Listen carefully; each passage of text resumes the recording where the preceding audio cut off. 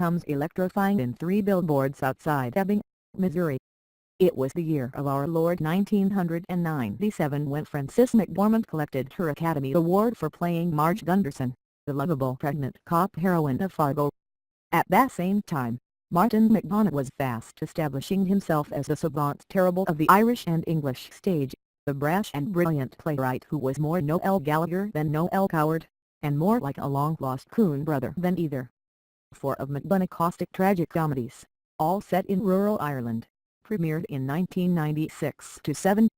At the age of 27, he became the first dramatist since Shakespeare to have 4 shows running simultaneously in London.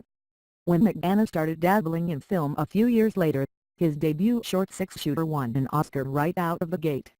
Only once McDonagh started telling stories set in America, the 2010 play Ebbing in Spokane, the 2012 film 7 Psychopaths, did his rocket-like ascent seem to level off.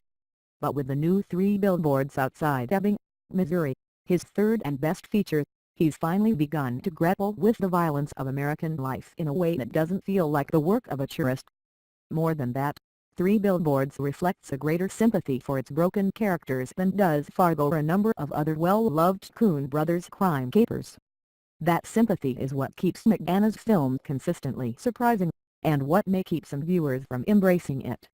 The greatest trick a showman can pull in 2017 is to try to make you pity a violent, racist cop. The Billboards cast, a murderer's row of great character actors who played murderers, reunites several whom McDonagh has used before: Woody Harrelson, Abbie Cornish, Peter Dinklage.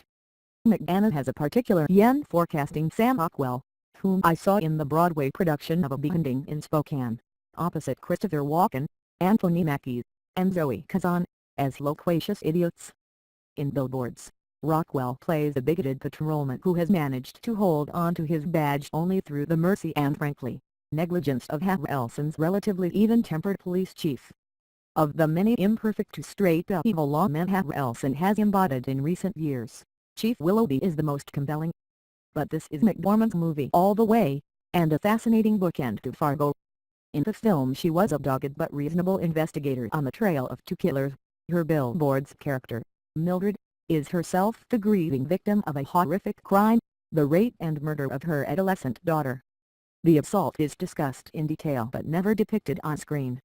Frustrated by the lack of progress in the case and enraged by reports of racially motivated police brutality also discussed but never shown, though no one seriously disputes that these crimes by police occurred, Mildred publicly shames the department into redoubling its efforts.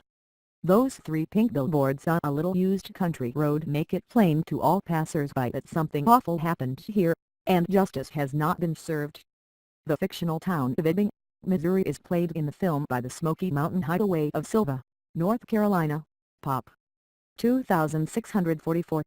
Everyone feels sorry for Mildred, as a parish priest played by the great Max Earcy conveys to her, but their empathy finds its operational limit when her demands for justice begin to reflect badly on the town. That's the movie.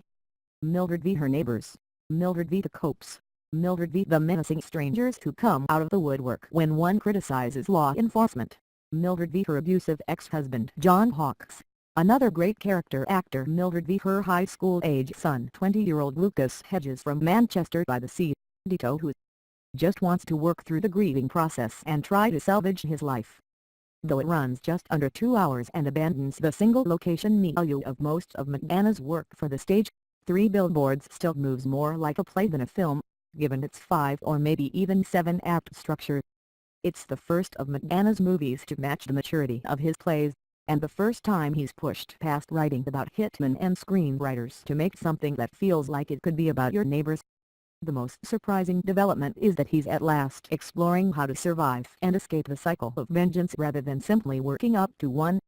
It's not easy to write a glib movie about forgiveness. But if I were forced to summarize this one, the Billboard, that's how it would read.